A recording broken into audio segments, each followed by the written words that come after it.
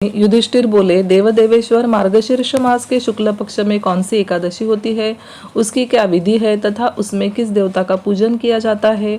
स्वामीन, यह सब यथार्थ रूप से बताइए। श्री कृष्ण ने कहा, नृपश्रेष्ठ, मार्गशीर्ष मास के शुक्ल पक्ष की एकादशी का वर्णन करूंगा, जिसके श्रवण मात्र से वाजपेय यज्ञ का फल मिलता है। उसका नाम मोक्षदा एकादशी है, जो सब पापों का अपहरण करने वाली है। राजन, उस दिन यत्नपूर्वक तुलसी की मंजरी तथा धूप दीपादि से भगवान दामोदर का पूजन करना चाहिए।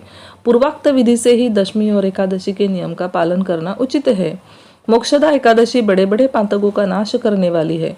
उस दिन रात्रि में मेरी प्रसन्नता के लिए नृत्य, गीत और स्तुति के द्वारा जागरण करना चाहिए। जिसके पितर पापवश नीच योनि में पड़े हो, वे इस एकादशी का व्रत करके उसका पुण्यदान अपने पितरों को करे तो पितर मोक्ष को प्राप्त होते हैं।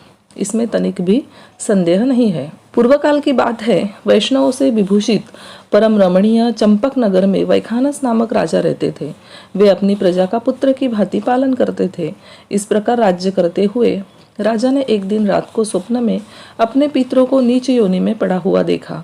उन सबको इस अवस्था में देखकर राजा के मन में बड़ा विस्मय हुआ और प्रातः काल ब्राह्मणों से उन्होंने उस स्वप्न का सारा हाल कह सुनाया। राजा बोले, ब्राह्मणों, मैंने अपने पितरों को नरक में गिरा हुआ देखा है।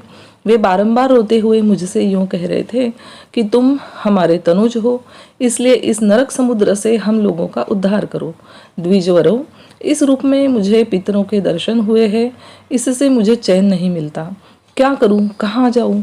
मेरा हृदय रूंधा जा रहा है।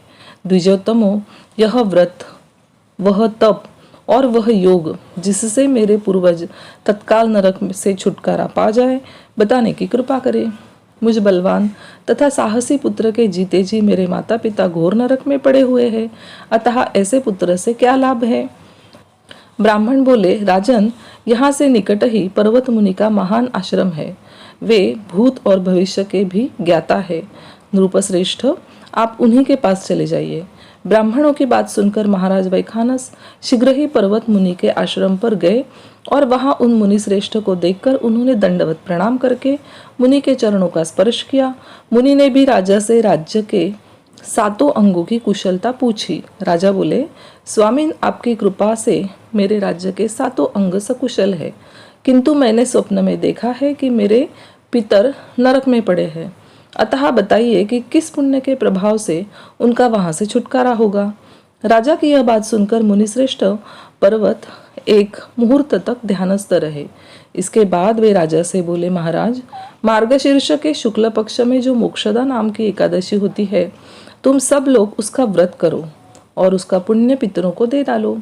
उस पुण्य के प्रभाव से उनका नरक से उद्धार हो जाएगा।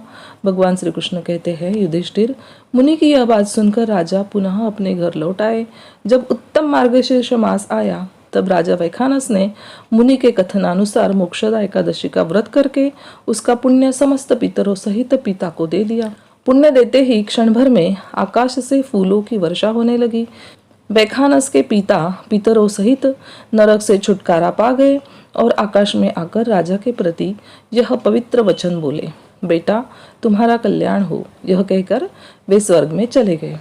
राजन, जो इस प्रकार कल्याणमयी मोक्षदा एकादशी का व्रत करता है, उसके पाप नष्ट हो जाते हैं और मरने के बाद वह मोक्ष प्राप्त कर लेता है। यह मोक्ष देने वाली मोक्षदा एकादशी मनुष्यों के लिए चिंतामणि के समान समस्त कामनाओं को पूर्ण करने वाली है। इस महात्म्य के पढ़ने और सुनने से वाजपेय यज्ञ का फल मिलता है। व्रत खोलने की विधि, द्वादशी को सेवा पूजा की जगह पर बैठकर भुने हुए 7 चनों के 14 टुकड़े करके अपने सिर के पीछे फेंकना चाहिए। मेरे 7 जन्मों के शारीरिक, वाचिक और मानसिक पाप नष्ट हुए, यह भावना करके 7 अंजलि जल पीना और चने के 7 दाने खाकर व्रत खोलना चाहिए। हरिओम।